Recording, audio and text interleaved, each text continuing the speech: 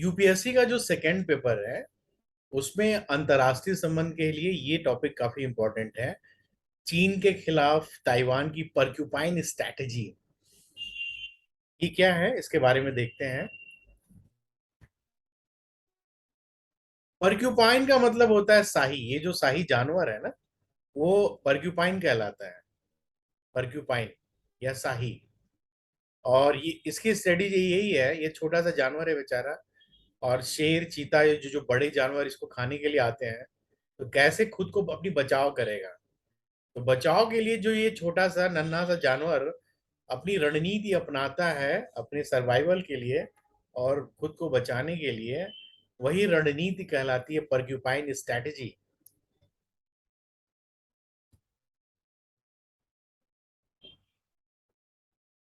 चीन के जो राष्ट्रपति हैं सी जिनपिंग, उन्होंने खुलकर कहा है कि ताइवान के साथ चीन का एकीकरण हर हाल में होगा।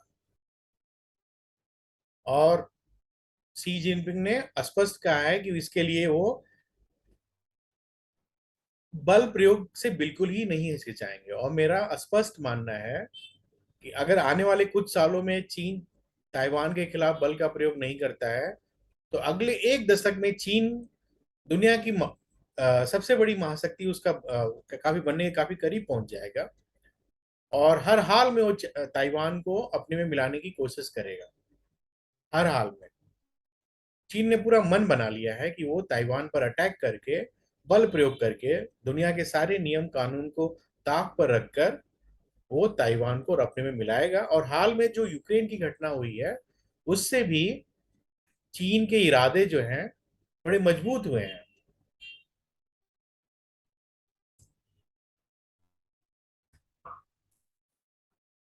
ताइवान को लेकर विवाद क्यों है, क्यों ये विवाद हमेशा सुनने को आ रहा है। और ये अक्सर ही सुनने में आता है कि चीन और ताइवान के बीच विवाद चल रहा है। आखिर क्या है। चीन मानता है कि ताइवान उसका एक प्रांत है जो अंततः एक दिन फिर से चीन का हिस्सा बन जाएगा। दूसरी ओर ताइवान खुद को एक आजाद मुल्क मानता है।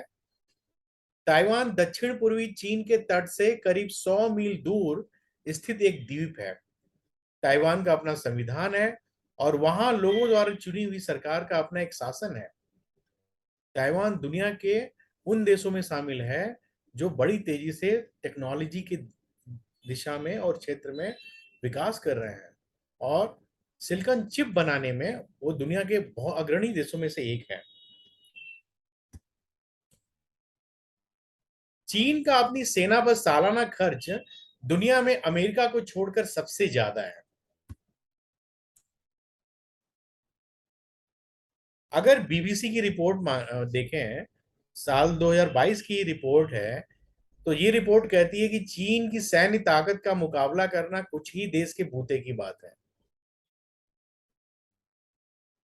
द मिलिट्री बैलेंस 2022 रिपोर्ट कहती है कि चाइना के पास जो टोटल एक्टिव फोर्स है वह लगभग 2,35,000 के बराबर है। सॉरी, लगभग 20,35,000 के बराबर है। और चाइना के पास जो एक्टिव फोर्स है 1.69 लाख के बराबर है। चीन की जो ग्राउंड फोर्सेज है उनकी संख्या है 9.65 लाख। और ताइवान के पास ये संख्या महज 94,000 है। तो आप देख सकते हैं कि ताइवान के पास कितनी कम क्षमता है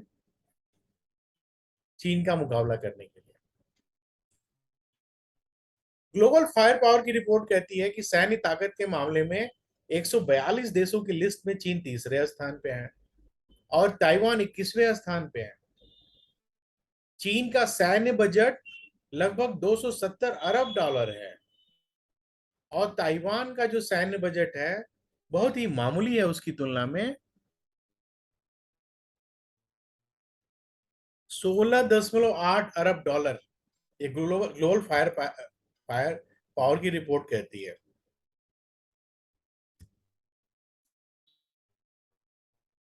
तो फिर चीन तो महाशक्तिशाली है और ताइवान छोटा सा नन्हा देश है। कैसे मुकाबला करेगा ये नन्हा ताइवान महाशक्तिशाली ड्रैगन से।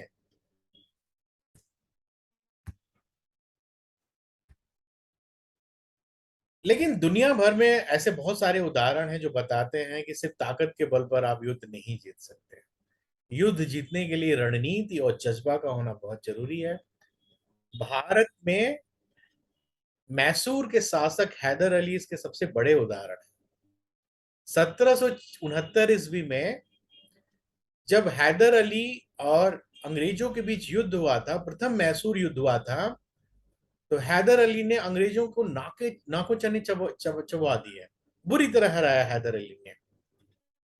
और अगले 10 साल तक अंग्रेजों की हिम्मत नहीं हुई मैसूर की तरफ आंख उठाकर देखने की। और हैदर अली के पास बहुत ही छोटी टुकड़ी थी, कुछ सौ मामूली से सैनिक थे। और अंग्रेजों के पास सेना तो बहुत बड़ी थी, उनके पास उस समय के सबसे बड़े आधुनिक हथियार थे। तो ये उदाहरण बताता है कि जीतने के लिए सेना का बड़ा होना और टेक्नोलॉजी का बड़ा होना सब कुछ नहीं है।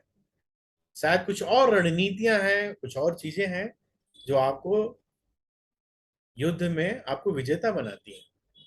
और यहाँ आप देखिए कि उनके जो पुत्र टीपू सुल्तान थे, जिनके पास बहुत बड़ी सेना थी और जो हैदर अली की तुलना में बहुत पढ़े लिखे थे, हैदर अली की बिल्कुल पढ़ाई नहीं हुई थी, टीपू सुल्तान को अंग्रेजों ने हरा दिया, बहुत बुरी तरह हराया था मैसूर युद्ध में। तो एक ये रेफरेंस है जिसके जरिए मैं बताना चाह रहा हूँ कि रणनीति कितनी महत्वपूर्ण होती है युद्ध में। तो फिर ताइवान की रणनीति क्या होगी इस नन्हे ताइवान की, कि वो शक्तिशाली ड्रैगन से मुकाबला कैसे करे, चीन से मुकाबला कैसे करे। और उसकी रणनीति का नाम है पर्क्यूपाइन स्ट्रेटेजी। अंतरराष्ट्रीय संबंध की भाषा में यह है पर्क्यूपाइन स्ट्रेटेजी। पर्क्यूपाइन का मतलब होता है शाही, जो शाही जानवर है। इसके पीठ पर नुकीले नुकीले कांटे लगे होते हैं। और जब कोई दूसरा जीव इसके ऊपर हमला करता है तो ये अपनी सुरक्षा के लिए इन कांटों को फैला देता है। तो फिर क्या करता है, शेर, चीता या लेपर्ड धीरे धीरे करके इसको खाने की कोशिश करते हैं और कांटे उनके शरीर में घुसने लगते हैं। और अगर ये इसको शाही को अपना आहार बना लेते हैं, तब भी इनके शरीर में बहुत सारे कांटे घुस जाते हैं, जो धीरे धीरे उस जानवर के, जो जो जीव इनका इनका आहार बनाता है, उनके शरीर में संक्रमण फैला देते हैं और बाद में उनकी मृत्यु हो जाती है। और इसी रणनीति का नाम रखा गया है अंतरराष्ट्रीय संबंध की भाषा में पर्क्यूपाइन स्ट्रेटेजी, शाही रणनीति। यानी कि दुश्मन कितना भी ताकतवर है, उसको ऐसे घाव दे दो कि अगर वो जीत भी जाए तो उसका जीत हार की तरह हो, वो ज्यादा दिनों तक अपनी जीत को सस्टेन न कर पाए। यही है पर्क्यूपाइन स्ट्रेटेजी। ताइवान के लिए पर्क्यूपाइन या शाही रणनीति इतनी कारगर है कि अगर चीन ने उसके ऊपर हमला किया तो उसे बहुत नुकसान उठाना पड़ सकता है। और शायद यही कारण है कि चीन पिछले 70 साल से लगातार धमकी दे रहा है चाइना, ताइवान पर अटैक करके कब्जा करने के लिए। लेकिन अभी तक वो सैन्य कार्रवाई नहीं कर पाया है, वो डरता है। लेकिन अब वो इतना ताकतवर होता जा रहा है कि उसका डर काफी कम हुआ है। और हाल के दिनों में जो यूक्रेन की घटना हुई है, उससे उसको बहुत हिम्मत मिली है।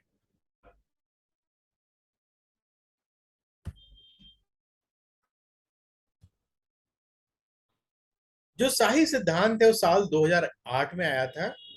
और उसका इसका प्रतिपादन किया था यूएस नेवल वॉर कॉलेज के प्रोफेसर विलियम एस मरे ने किया था।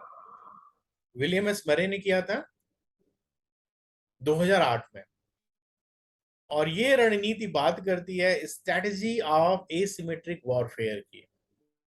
स्ट्रेटजी ऑफ एसिमेट्रिक वॉरफेयर मतलब, एसिमेट्री का मतलब जब वॉरफेयर एसिमेट्री हो, समानता उसमें ना हो, यानी कि कमजोर राज्य, कमजोर देश अपनी सुरक्षा कैसे करेगा मजबूत देश की तुलना सामने, जब वो उसके सामने अटैक करने आ जाए। और ये स्ट्रेटजी ऑफ एसिमेट्रिक वॉरफेयर कहता है कि जो रणनीति होगी वो दुश्मन की कमजोरियों का फायदा उठाने पर केंद्रित होगी।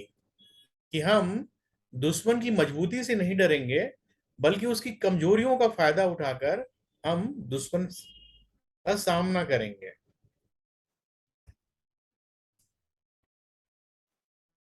और ये स्ट्रेटजी ऑफ एसिमेट्रिक वॉरफेयर कहता है कि ताइवान पर हमला करके क्षतिग्रस्त तो किया जा सकता है, लेकिन दुश्मन चीन को भी भारी लागत और जोखिम का सामना करना पड़ेगा। अगर उसने अटैक किया और ताइवान को कब्जे में लिया, तो हो सकता है वो कब्जे में ले ले, लेकिन चीन को भी बहुत ज्यादा नुकसान सहना पड़ेगा। पर्क्यूपाइन स्ट्रेटजी में सुरक्षा की तीन परत है। तीन परत है, आग के घेरे की तरह है कि अगर दुश्मन अटैक करेगा तो हम अपने चारों तरफ आग के तीन घेरे बनाएंगे, तीन लेयर बनाएंगे। उसमें जो पहला लेयर है वो क्या होगा? वो सुरक्षा के लेयर होंगे। और पहला लेयर क्या होगा? जो बाहरी परत है, वहां पर खुफिया और टोही इंटेलिजेंस पर फोकस किया जाएगा और सुनिश्चित किया जाएगा कि ताइवान की रक्षा बल पूरी तरह से तैयार है। और जो बाहरी परत है, खुफिया और निगरानी रणनीति का मेल होगा। और इसके लिए ताइवान ने वार्निंग सिस्टम विकसित कर रखे हैं। Warning system. और इन्हीं चूंकि वहाँ टेक्नोलॉजी में बहुत अव्वल देश है, इसलिए उसके वार्निंग सिस्टम, जो आईसीटी इनेबल्ड वार्निंग सिस्टम है, वो बहुत ही पावरफुल है। और वो इंश्योर करते हैं चीन के किसी भी हिट एंड रन अटैक से, मतलब अचानक आकर अगर चाइना अटैक करता है तो वो भौचक न रह जाए। तो जो पहला परत है सुरक्षा का, वो क्या है? इंटेलिजेंस के बारे में बात करता है। वो अर्ली वार्निंग सिस्टम, जो आप पहले ही बता देगा कि चाइना अब आके अटैक करने वाला है। अभी वो धमकी के मूड में नहीं, वो अटैक करने की स्थिति में आ चुका है। तो ये हुआ पहला परत, पहला घेरा। दूसरा घेरा क्या कहता है? दूसरा घेरा गुरिल्ला युद्ध के बारे में बात करता है। इसमें अमेरिका ने ताइवान को बहुत सारे साजो सामान, सैन्य साजो सामान उपलब्ध कराए हैं। तो उसकी मदद से वो गुरिल्ला युद्ध करेगा, छिप के हमला करेगा दुश्मन पे, और समुद्र के इलाके में हमला करेगा। ताइवान देख रहे हैं ना कहाँ स्थित है? साउथ चाइना सी के पास है। चित्र में देखिए, दक्षिणी चीन सागर के पास ताइवान है। तो दक्षिणी चीन सागर में ताइवान क्या करेगा? एक छोटा सा देश जो जापान के बेहद करीब है, वहां पर ये गुरिल्ला युद्ध के जरिए चाइना को अपने दूसरे घेरे में रोकेगा। और इसके लिए ताइवान ने क्या किए हैं? छोटे और फुर्तीले नाव बनाए हैं। छोटे फुर्तीले नाव। कुछ नाव तो इतने छोटे हैं कि उनको हाथ से लपेट के सैनिक आ जा सकते हैं और वहां पे मिसाइल से अटैक करेंगे। और उन मिसाइलों से हेलीकॉप्टर पे अटैक करेंगे। और जो चाइनीज बेड़े हैं ना, चाइना बहुत ही पावरफुल है नेवी में, नौसेना के मामले में बहुत ही पावरफुल है। और वहां से वो चाइनीज जो बेड़े हैं, उनको ताइवान की जमीन पर जाने से रोकेंगे।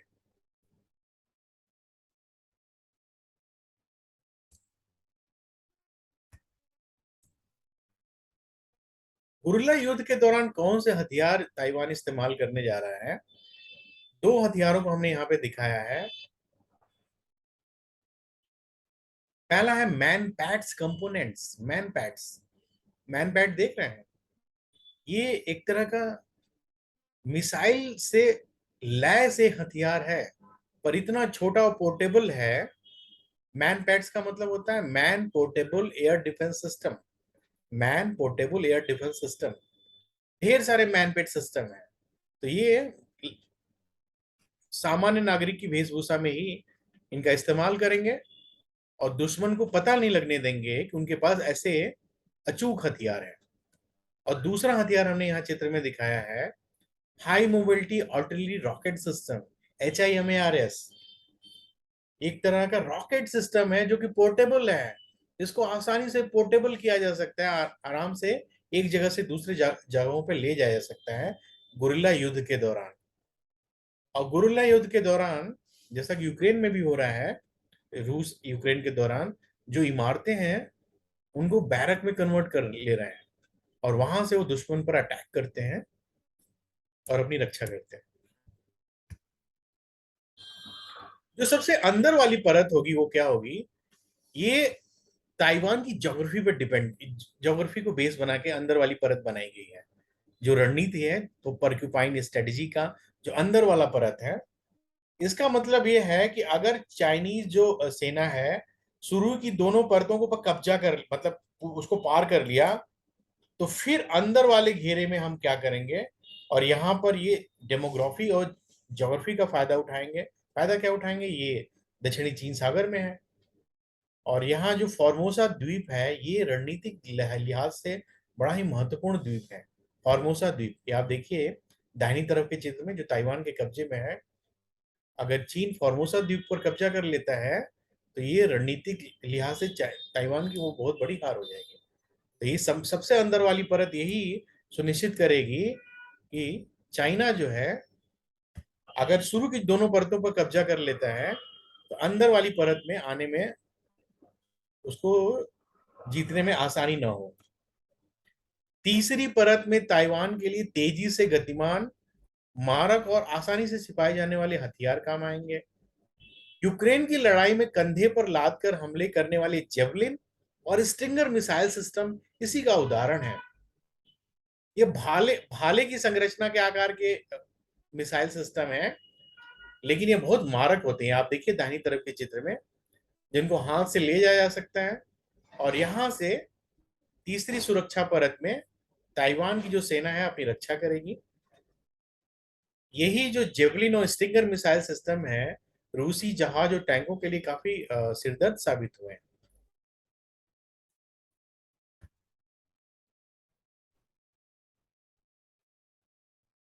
ये जो ताइवान ने यहाँ टैंक, युद्धपोत और नौसेना को जहाज बनाए छोटे छोटे पोर्टेबल, ये चाइनीज वॉरहेड से बहुत अलग है। चाइना के बड़े बड़े टैंक है, युद्धपोत हैं, और उनके बड़े बड़े जहाज हैं, तो उनको उनको छिपाना बहुत मुश्किल है। जो बड़े बड़े जहाज होंगे उनको तो छिपा नहीं पाएंगे। तो ताइवान की सेना इन पोर्टेबल हथियारों से उनको अटैक करेगी, उनको आसानी से ट्रैक कर लेगी। ट्रैक करके उनको पकड़ में वो पकड़ में आ जाएंगे, उन पर हमला करेगी। यही है शाही की रणनीति या पर्क्यूपाइन स्ट्रेटेजी, जिसमें लचीले और आसानी से छुपाए गए हथियार इस्तेमाल किए जा रहे हैं, जैसे पोर्टेबल जेवलिन और स्टिंगर मिसाइल सिस्टम। यानी कि बड़े भारी भरकम हथियार का इस्तेमाल नहीं किया जा रहा है, छोटे छोटे हथियारों का इस्तेमाल किया जा रहा है। जो भारी टैंक है, बड़े वॉर हेड है, उनको आसानी से ट्रैक किया जा सकता है, पकड़ा जा सकता है, लेकिन छोटे हथियारों को कोई नहीं पकड़ सकता। कोई भी हाथ में पोर्टेबल करके ले जा सकता है।